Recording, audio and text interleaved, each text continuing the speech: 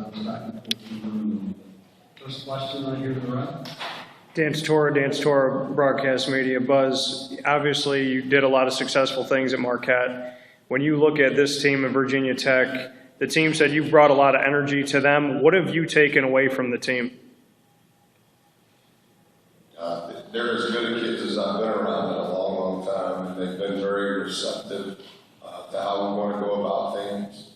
They've been as coachable as any group that I've been around. They're aware of the workload that's ahead of them. Having said that, they're really excited every day to go to work, and I think there's something to be said for that. And so, I'm thankful for the chance to be around them. I would lot rather be with them today than doing this. Follow-up question. And this is a two-parter to this. The first thing that you did when you got there, the players said that you introduced your wife and your kids to them, and just what that meant to you to establish family first. And then the second part of it, why was this the right fit for you to leave Marquette and make the decision to come here? Well, I think that a lot of coaches in every sport, a lot of leaders in all walks of business say that this is a family. And I think a lot of people believe that. It's just really important to me that I'm famous in my home, regardless of my success or whatever success is on or off the floor. I want to make sure that I'm the husband and father that I'm supposed to be. And so my kids are around our players a lot, and I did want them to meet my wife, and I did want them to meet our 4 children. And our players, whoever said that, they're right. As soon as my family got to town, I immediately took them to meet her team. And so I think that's what you're supposed to do. Instead of just saying it, you want to be about it. And so I think that's what all successful people do in any walk of life. Camera stand to the right. Jason Stan with Hokies.com. Buzz, now that you've kind of gotten to have practices with the guys, and I guess a couple weeks ago, a couple practices. Now that you've had more practices, what traits, what kind of characteristics can you really tell about this team right now? We've had 16 practices as of yesterday. We'll go again twice tomorrow. What I would say the number one characteristic that I would say about the team is they really care.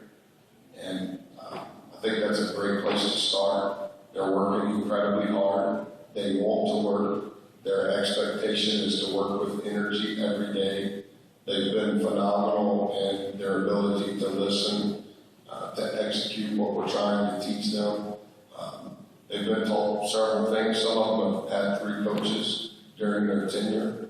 And so their ability to listen and be able to absorb that and be able to execute it has been really, really good.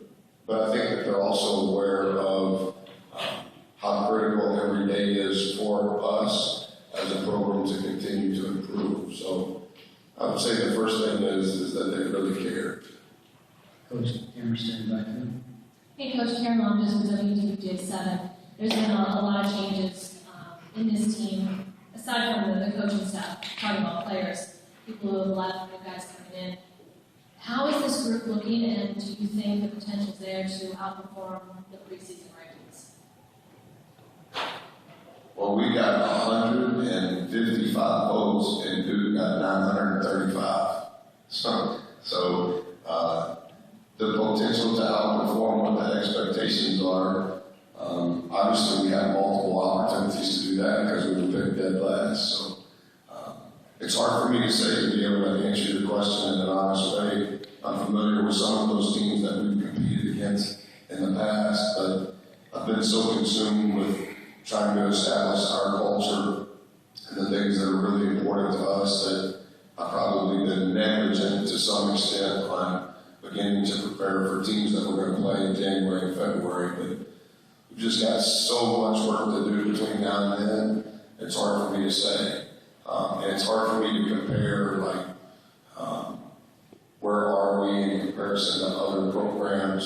Obviously, I have a pulse on that because it's what we do, but I didn't watch any tape from last year because I didn't want to prejudge our kids that are remaining. Like you said, we probably had more player changes than we had coaching changes, if count by numbers. So I can say that the kids that are still there want to be there. There's something to be said for that, and we're thankful that they are there.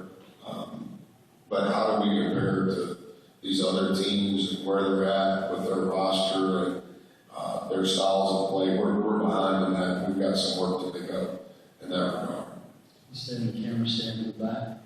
Coach, now that the poll, I guess the preseason poll is out, I don't know how much you really take into that. I'm sure you don't take a ton, but is that something, do you use that for motivation for your team, or is that something that's a surprise, or do you just kind of throw that out all together? Yeah, I hope that we're not motivated by external things.